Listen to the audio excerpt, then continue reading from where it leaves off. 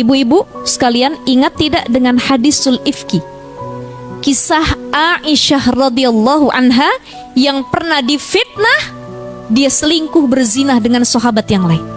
Pernah dengar? Ketika pulang peperangan, Aisyah tersesat ketinggalan oleh kaum Islam, kaum muslim. Paling belakang ternyata ada sahabat yang dia paling belakang juga. Dia ngelihat, wah ini kok Aisyah ada di sini, kenapa nggak ikut dengan rombongan depan? Ternyata kesesat, ketinggalan.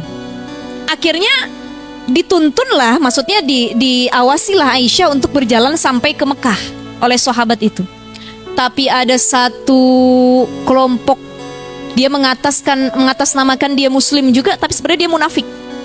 Dia memfitnah Aisyah radhiyallahu anha dengan sahabat yang menemui Aisyah ini bahwasanya mereka telah berzina, mereka telah berselingkuh dari Rasulullah sallallahu alaihi wasallam.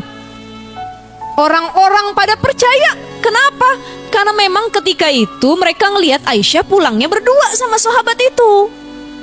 Kadang kan kita, ya itulah mata ya Bu. Mata sering percaya dengan apa yang kita lihat. Padahal itu sesungguhnya bukan kejadian yang terjadi. Semua menyatakan bahwa mereka setuju Aisyah berselingkuh.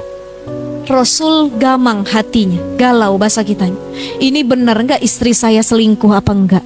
Istri saya zina atau enggak, benar atau tidak?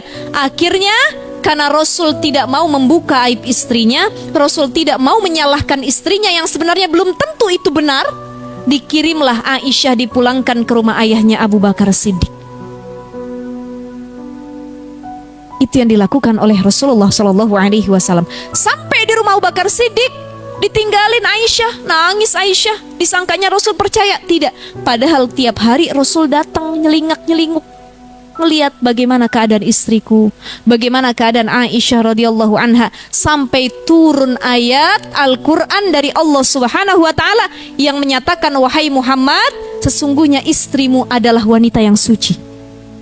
Ayat ini menegaskan bahwa Aisyah nggak pernah zina, Aisyah nggak pernah selingkuh, dan dibantahlah oleh Rasul omongan-omongan orang sekitar dengan ayat yang turun tersebut. Ini suami jadi sitrul aurah, penutup aib istrinya, ya. Kalau kita kadang-kadang baru dengar selentingan dari orang, laki lu jalan sama perempuan lain. Di mana? Oh, dia dari dulu emang begitu katanya. Udah yang kedua kalinya nih katanya, dan lain sebagainya. Makin dibuka. Nauzubillahi min zalik. Itu harusnya sikap yang kita jauhi, karena Rasul tidak demikian.